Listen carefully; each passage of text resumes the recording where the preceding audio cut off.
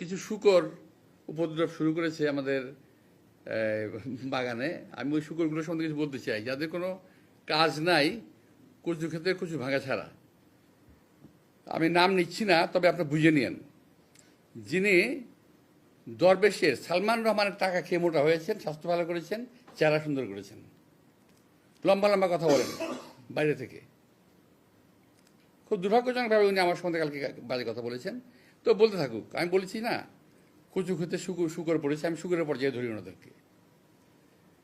তো আরেকজন আছে ফ্রান্সে, খুব আরেকজন আছে একজন ওখানে, কি এটা একটা নাম, ওটা হলো কি বলে এটাকে,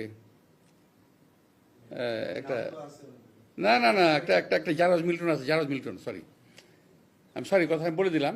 আমার আমার এই অবস্থা থেকে এটা বলা ঠিক হয়নি বোধ হয়। তবুও আমি বলছি, জারজ মিল্টন বকা দিয়েছে আমাকে, সেটাকে সমর্থন করেছে পিনাকি। অর্থাৎ জারজ মিল্টন যে ভাষা আমাকে বকা দিয়েছে, পিনাকি সমর্থন করেছে। আমি বলতে চাই যে ওরা সবাই একই বংশের, একই গোত্রের সন্তান। কোনো ভদ্রলোককে এভাবে গালি দিতে পারে না। আমি ঢাকার মানুষ,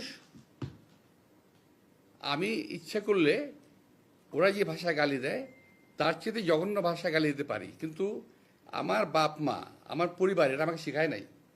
ওরা যেটা বলছে এবং বলেছে এটা ওদের পরিবার থেকে শেখানো, ওরা ওই পরিবার থেকে করে আসছে, শুকরের জাত।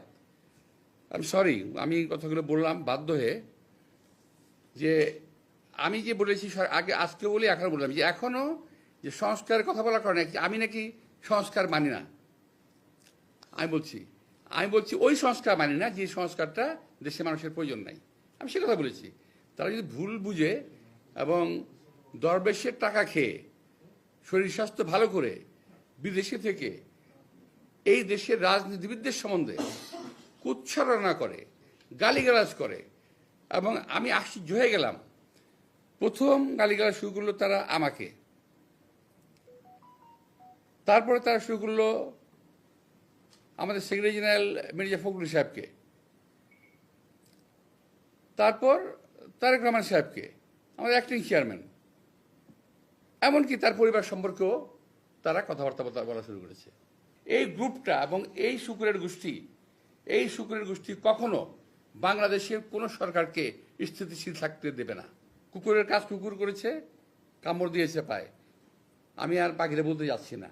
এই গ্রুপটা এবং এই শুকুরের গোষ্ঠী কখনো বাংলাদেশের কোনো সরকারকে স্থিতিশীল থাকতে দেবে না।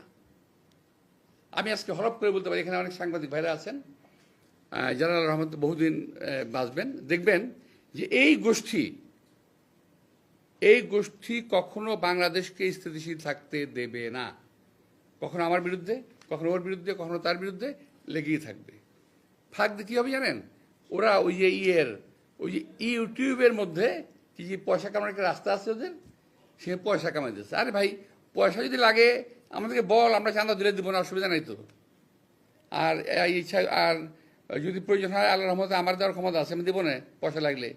কিন্তু পয়সার জন্য দেশকে ধ্বংস করার কোনো প্রয়োজন নাই। তো আমি এই কথাটাই আমার শেষ কথা ওদের বিরুদ্ধে।